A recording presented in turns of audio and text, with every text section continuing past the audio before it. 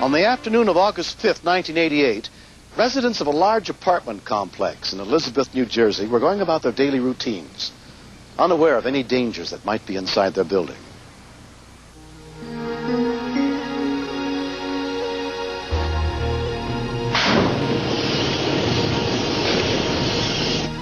At 3:16 p.m., a call came in to the Elizabeth Dispatch Center reporting an apartment fire. Get somebody right there. A minute later, a call came in to fire dispatcher Ed Doran, 25 minutes away in Harrison. Operator 26. Fire department. Yeah. I'm out in apartment E11, 14th Avenue. The building's on fire. 14 where? 14th Avenue. Floor. Excuse me, what avenue, what town? Elizabeth, New Jersey. The room's filling with smoke. I don't know what to do. He was calling me from another town, so I knew it was a misdirected call, and then I had to contact Elizabeth and let them know that they had someone trapped in the building. Get down low to the floor. Please help me. The apartment's filling with smoke. Okay, I'm going to call Elizabeth for you. All right? Somebody's going to stay on the phone with you, okay? Okay. Captain John Cosdrum got on the other phone. Okay, just try to keep calm. Please get to me here. Within 3 minutes, the first units arrived on the scene. Hey, Ribs, get that 4-inch off there for the truck. They began working to put out the fire, burning on the 3rd floor of the 72-unit apartment building. Get some pipes up to the fourth and the action. Deputy Chief John Sayers was in charge. The smoke condition and heat condition throughout this building was so bad that I doubted someone without the protection that a firefighter normally wears could exit the building safely. And it would require a heavy commitment to a search and rescue operation. Responding units, engines 3, 5, and 1, trucks 2 and 3, rescue 1, deputy of battalion. Time alarm 1516, dispatcher 2-2. Additional units were launched to help fight the blaze and begin a room-to-room search for victims.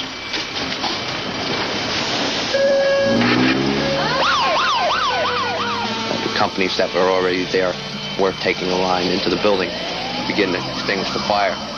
Their first objective was to confine that fire to the apartment where it originated.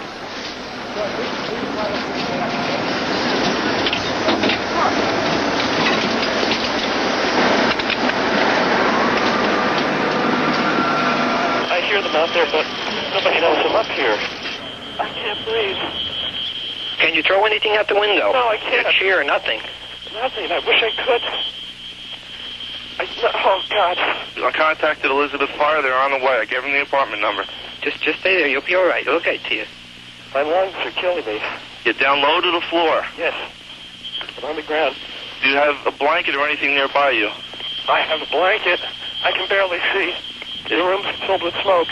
Okay, stay on the phone with me. Please. Can you put the blanket on the bottom of the door? Keep some of the smoke out. I'll try. I can't see anything. Okay, just stay on the phone then. Stay on the phone. We didn't want him to panic and run away from the phone and get lost in the building. We let him know that we were both firemen, and we have been in smoke-filled rooms, and we knew what he was going through. I can't even see. The fire department is on the scene. They know where you are. I just told them where you are. They're coming to get you. I can't breathe. Okay, all right. Just keep hanging on. Keep hanging on. It had been 8 minutes since the fire broke out, trapping 36-year-old Greg Jupa inside his smoke-filled apartment on the 5th floor. The rescue team brought in included Don Kozlowski. Dispatchers had informed us that there was, in fact, someone trapped, and our job was to try to locate them. Come on, guys. We got someone on the 5th floor. Let's check it out. Let's hustle it. Let's move it. Don was assigned to search the 5th floor with fireman Mark Chide. We don't find anybody within the first 2-3 minutes at the 5th floor. They probably already burned to death. And Gary, you guys work left. Mark and I will go to the right. And if we don't find anybody 10-15 minutes near the burning rooms, a person usually overcome by smoke. Almost all people who die in fires are killed by the products of combustion. Most people that are burned in fires are burned after they are overcome and killed by the smoke and carbon monoxide. All the other residents were being safely evacuated, while rescuers began their search for Greg Jupa. Let me know when you're ready. Your air supply is somewhat limited. Under a heavy workload and a stressful condition, the tank usually lasts about 15 minutes. All right, the door's not hot. Let's go, guys. Where is... How far is the window from you? Right in front. I can't reach it. You can't reach it. Please. Room full of smoke. But you can't. Help me. You can't throw anything at it. Nothing. I was almost as scared as he was, because I thought I was going to listen to a man die. Hello? Greg, are you there? Greg? Greg?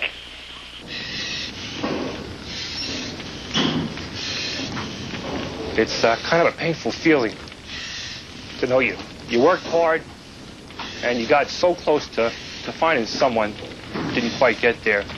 And it's heart-wrenching because you feel that you're at fault because, gee, if I just would have went a little bit further. Deputy to the dispatch. Due to the very heavy smoke condition in the hallways, we couldn't see the apartment numbers.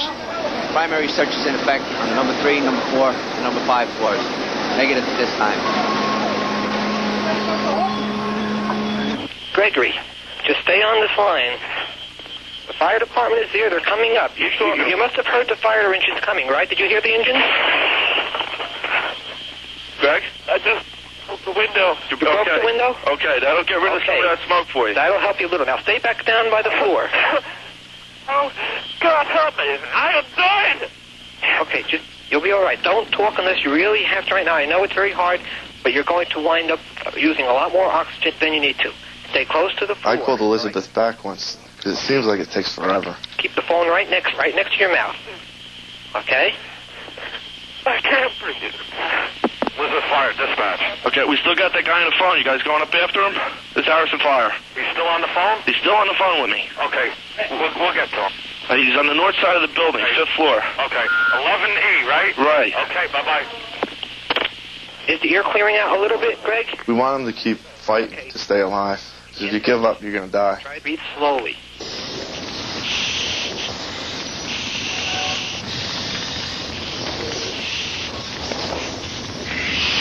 Hey, Mark, why don't we go over here to the right? Why don't you head back to the left? Okay.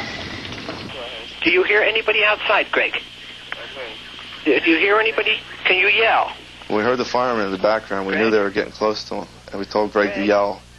Greg, you there? Greg? Okay, Greg, if you can hear anybody outside, yell if you can. Yell. Help me, please! Help me, please! Oh. Do you hear anybody yet? Okay, yell. Keep yelling.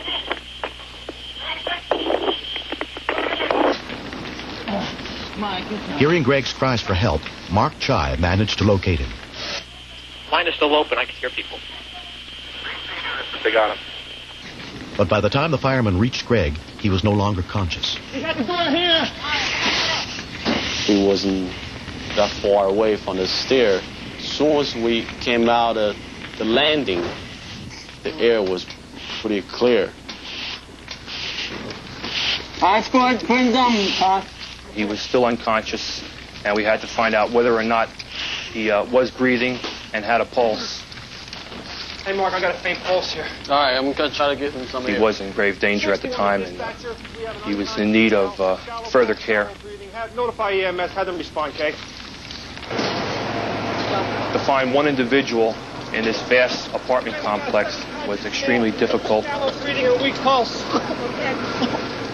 Had it not been for the efforts of the dispatchers, Greg more than likely would have died at this fire.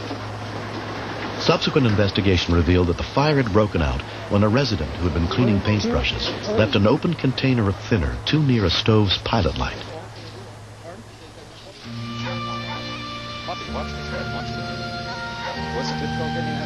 Greg was treated for smoke inhalation and released the next day. Since then, close friend Terry Higgins has been helping him get back on his feet. If things had turned out differently and Greg wouldn't have made it out of that room, I would have missed my best friend.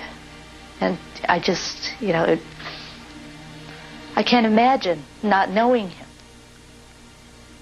Recently, Greg went to thank the two dispatchers. The fact that they never let me go kept me alive.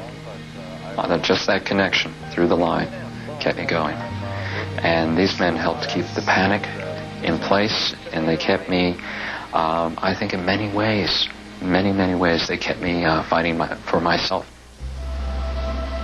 Greg Jupa teaches art to high school students now. Since the fire, he has also written and illustrated a book. I'm looking at Laura. The first thing I'm going to hit is I'm going to try to, I see her headband.